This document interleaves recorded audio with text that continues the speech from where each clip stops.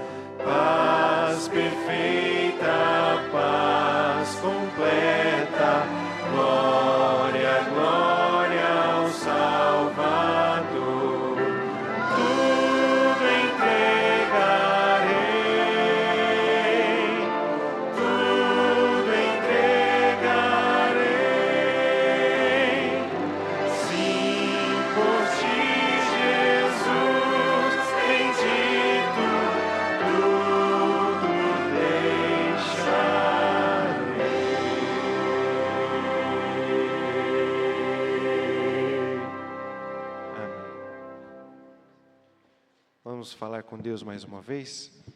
Vamos nos ajoelhar.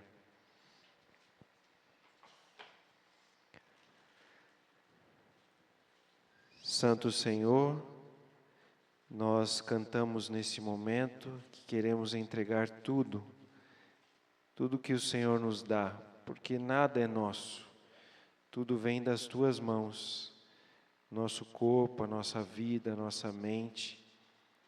É um privilégio, é um dom, é um presente que o Senhor nos deu. Então, quando nós escolhemos de livre e espontânea vontade nos colocarmos nas Tuas mãos, e nós estamos fazendo o que é mais importante, nos religando ao nosso Criador, ao nosso Pai, a nossa fonte de vida. Nós queremos viver, Pai, unidos ao Senhor, e não só a nossa mente, nosso corpo, mas todos os nossos bens, nossa família, nossa casa, nossos talentos, nossos dons, tudo que o Senhor nos dá, nós entregamos e confiamos ao Senhor. Que o Senhor nos dê sabedoria, força e a Tua direção para usar para a honra e glória do Teu nome e para a salvação dos nossos e de todos os Teus filhos espalhados na face da terra, em nome de Jesus. Amém.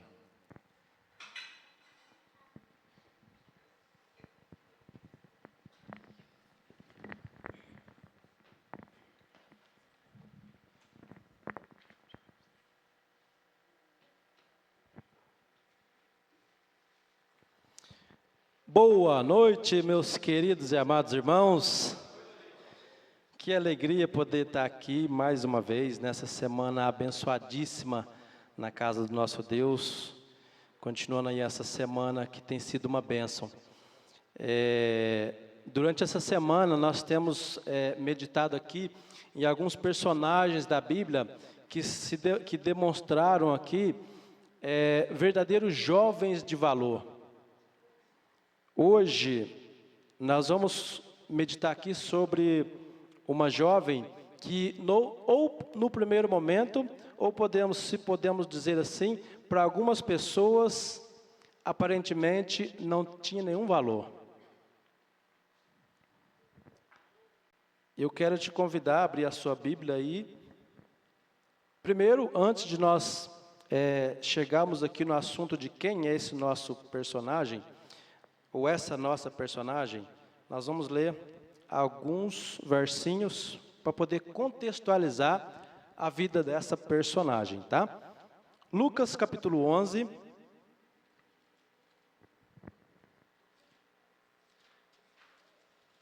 Lucas capítulo 11, versículos 24 a 26.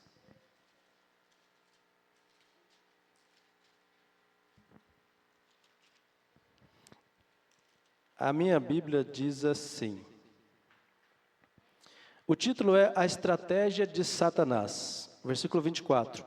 Quando o espírito imundo sai do homem, anda por lugares áridos, procurando repouso, e não o achando, diz: voltarei para minha casa de onde saí.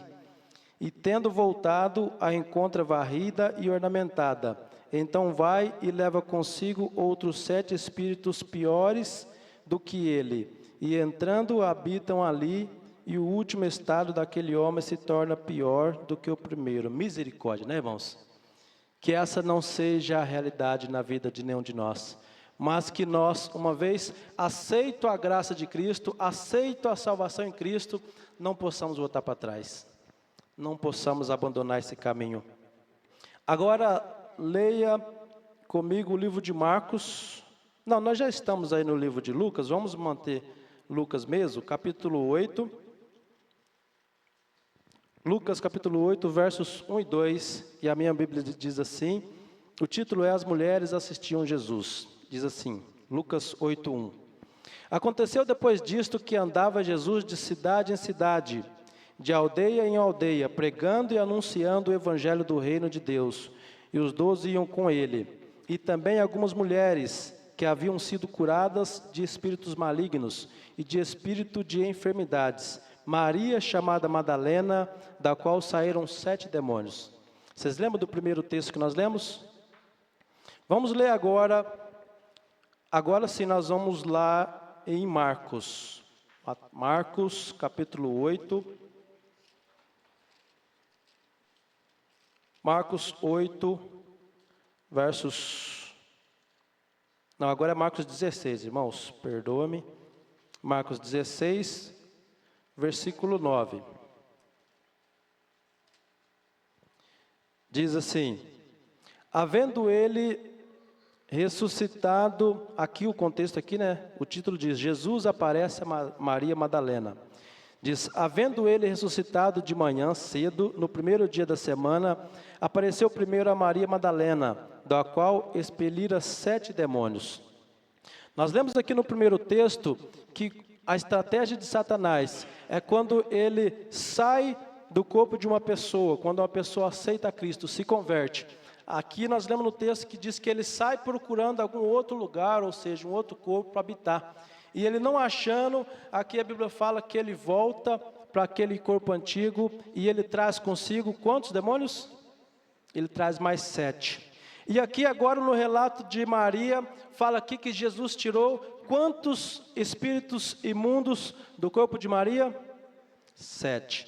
Então nós entendemos aqui, irmãos, que Maria muito provavelmente, ela havia aceito o sacrifício de Cristo, aceito Jesus em sua vida, mas talvez ou algumas vezes, ou pelo menos uma vez, ela teria desviado do caminho do Senhor, esse é o contexto, por isso que fala isso. Mas nós vemos aqui que Jesus Cristo a salva mais uma vez. E dessa vez é diferente. Agora vamos para o livro de João. João capítulo 12.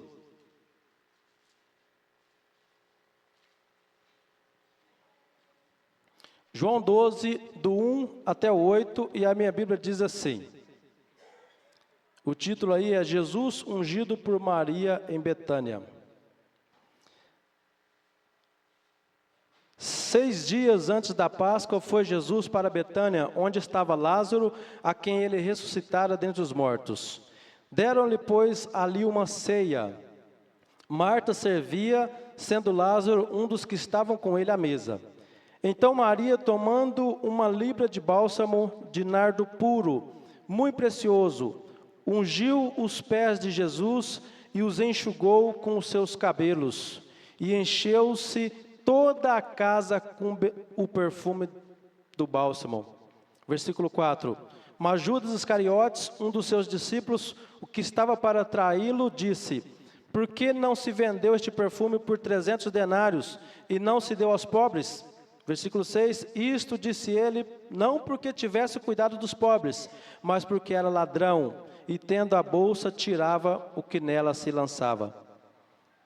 Jesus, entretanto, disse: deixa que ela guarde isto para o dia em que me embalsamarem, porque os pobres sempre os tende convosco, mas a mim nem sempre me tendes.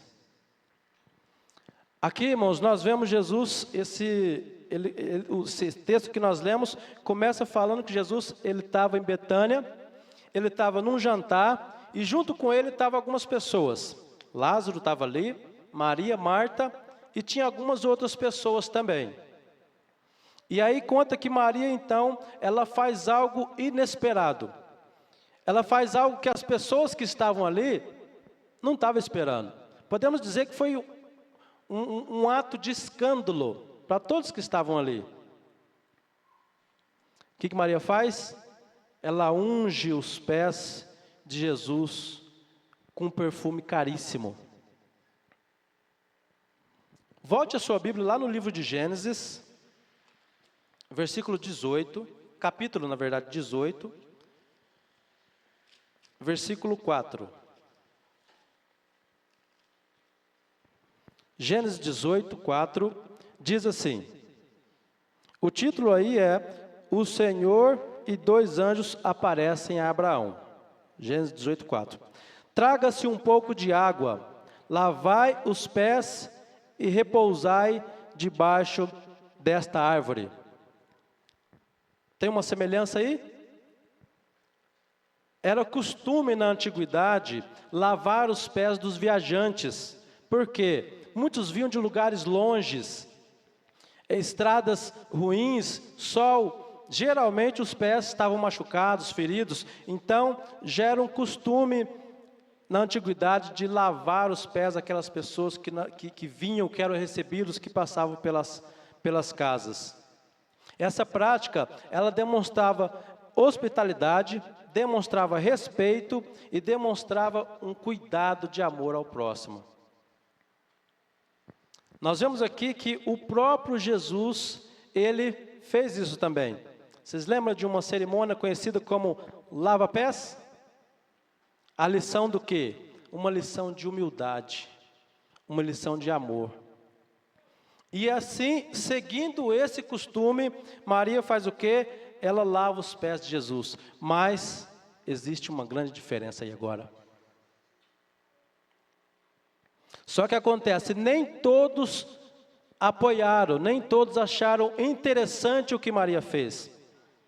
O que Judas faz? Ele critica o ato de Maria. Espera aí, mas por que não vendeu esse dinheiro que comprou esse perfume e deu para os pobres?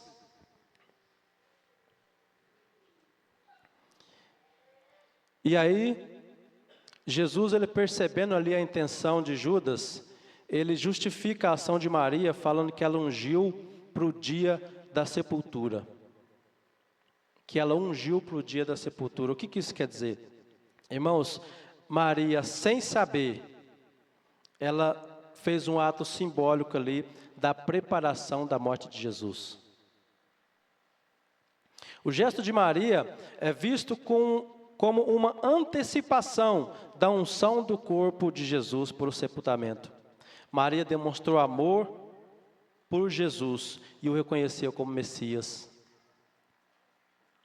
Jesus, ele destaca que o ato de Maria, mesmo que tivesse parecido ali extravagante, ele foi motivado por amor e foi motivado pela compreensão da missão que Jesus deu para ela e para os discípulos. Nesse texto que nós lemos, nós vemos aí já Cristo dando uma missão, tanto para ela quanto para os discípulos. Qual é essa missão?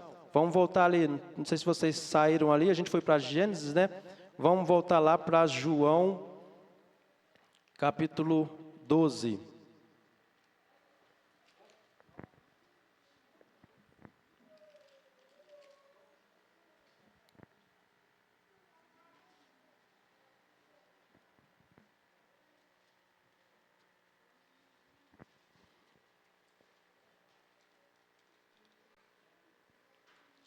João, capítulo 12.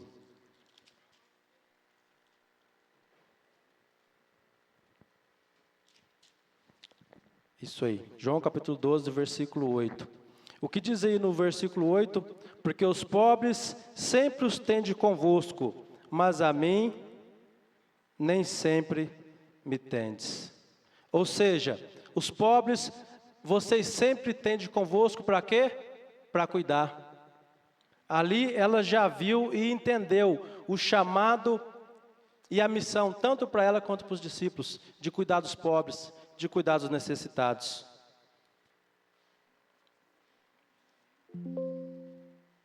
Irmãos, o que aconteceu ali serviu como uma lição, tanto para ela como para os discípulos, sobre a importância de reconhecer e honrar Jesus, mesmo diante das críticas ou das incompreensões do mundo.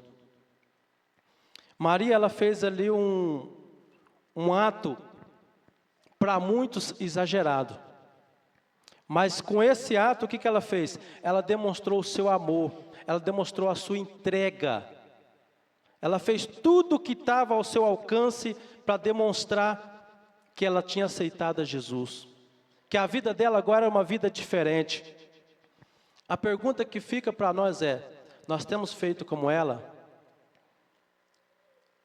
Nós temos demonstrado que nós nos entregamos realmente, que nós amamos a Jesus? Pergunta aí para a nossa reflexão. Abra sua Bíblia no livro de Lucas, capítulo 7.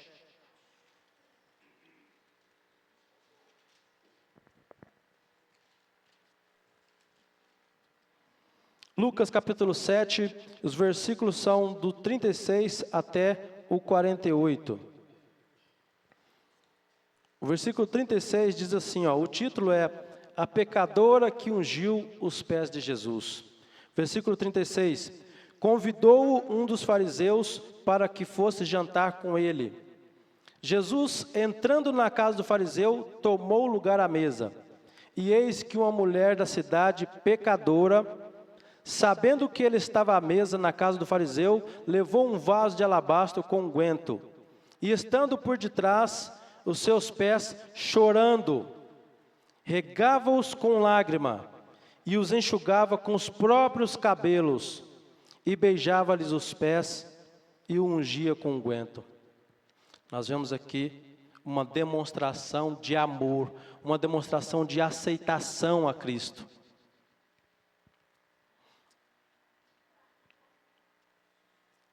E aí o versículo 39 diz assim, ao ver isto, o fariseu que o convidara disse consigo mesmo, se este fora profeta, bem saberia quem e qual é a mulher que lhe tocou, porque é pecadora.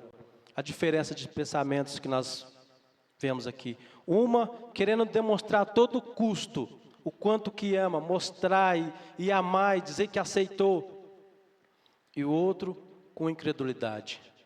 Se esse fosse profeta, esse saberia quem é essa mulher, porque é pecadora.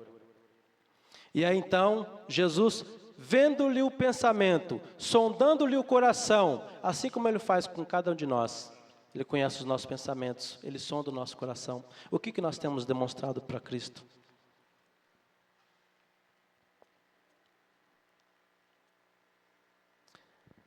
Dirigiu-se Jesus ao fariseu e lhe disse: Simão, uma coisa tenho a dizer-te. E ele respondeu: dize-a, mestre. E aí Jesus conta uma história. Certo credor tinha 2 devedores. Um lhe devia 500 denários e o outro 50. Quem são esses 2 devedores da história aqui? A lição é para Simão, para o fariseu e para Marta. Nessa história, eles são os 2 devedores. Eles são os 2 devedores. Um lhe devia 500 denários e o outro 50. Não tendo nenhum dos 2 com que pagar, perdoou-lhes a ambos. Qual deles, portanto, o amará mais? Versículo 43. Respondeu-lhe Simão: suponho que aquele é quem mais perdoou. Replicou-lhe Jesus: julgaste bem. E voltando-se para a mulher, disse a Simão: vês essa mulher? Entrei em tua casa e não me deste água para os pés. Como nós falamos aqui no costume, no início, qual que era o costume para os viajantes que chegavam na casa? Lavar os pés. E Jesus fala para ele: entrei em tua casa e não me deste água para beber. Não me deste água para os pés. Esta, porém, regou os meus pés com lágrimas e os enxugou com o cabelo. A diferença, irmãos. O reconhecimento que cada um dos 2 tinha com Jesus. Qual é o reconhecimento que nós estamos tendo com Jesus? Na prática. Aqui nós vemos uma lição prática. E continua. Não me deste ósculo. Outro costume era que quando os viajantes chegavam, eles se cumprimentavam com um beijo no rosto. Era o cumprimento. E aí aqui fala: não me deste ósculo. Ou seja, você nem me cumprimentou. Você nem me cumprimentou. Ela, entretanto, desde que entrei, não cessa de me beijar os pés. Era o costume de beijar o rosto. E ela, então, beijava os pés de Jesus. Não o rosto, mas os pés. Não me ungiste a cabeça com óleo, mas esta, com bálsamo, ungiu os meus pés. Versículo 47. Por isso te digo, perdoados lhe são os teus muitos pecados, porque ela muito amou, mas aquele a quem pouco se perdoa, pouco ama. Nós vemos aqui uma lição, irmão, sabe de quê? De gratidão. Nós vemos aqui uma lição de gratidão. Essa mulher, ela sentiu gratidão porque Jesus a tinha salvado, porque Jesus a salvou. Como é que está a nossa gratidão? Temos tido gratidão? Temos demonstrado gratidão? Maria, ou aqui no caso a pecadora aqui, ó, um pecadora que ungiu os pés de Jesus, ela precisava de ouvir essa palavra.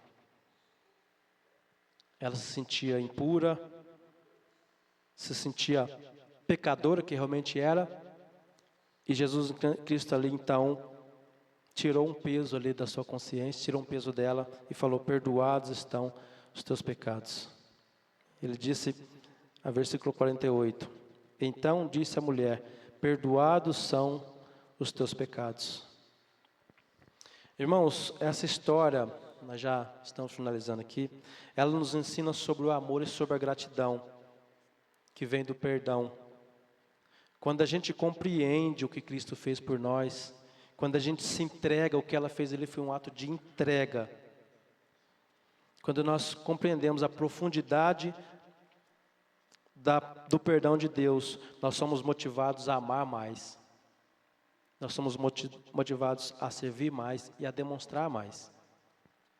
A mensagem de hoje é uma mensagem prática, que nós possamos demonstrar mais o amor e reconhecer mais o perdão que nós recebemos de Deus. E isso, aqui fala, ela foi transformada pelo amor de Jesus e passou a servi-lo com devoção. Que nós possamos agir de igual forma, ser transformados pelo amor de Jesus e servir com mais devoção. Vamos colocar em pé e orar ao nosso Deus?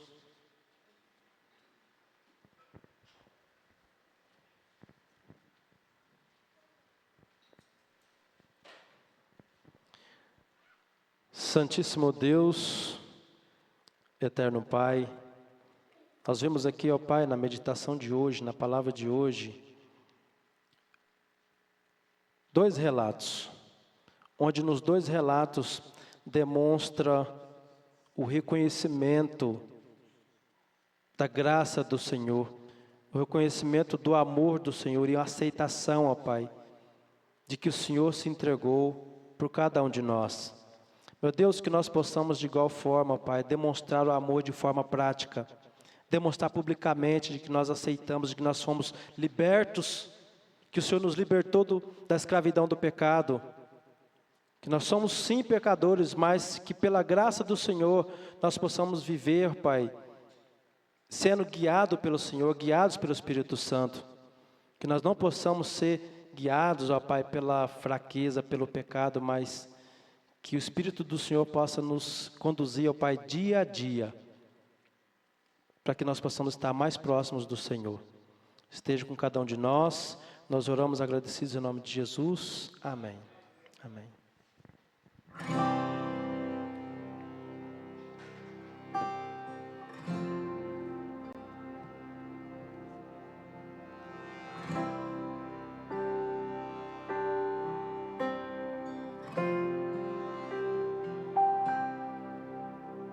Às vezes parece que ser um cristão não é fácil em meio à escuridão.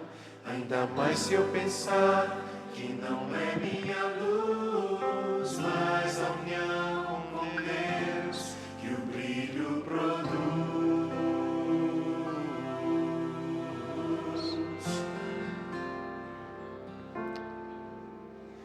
Os irmãos,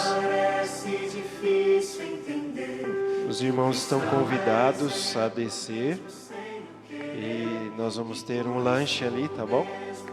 Como tem sido algumas noites. Deus abençoe a todos. E assim eu possa brilhar. Senhor, eu quero brilhar por ti. Quando o mundo se apagar, eu quero que através da minha vida alguém possa te enxergar. Faze com que mesmo sem palavras eu fale do teu amor. Eu quero brilhar por ti, brilhar onde quer que for.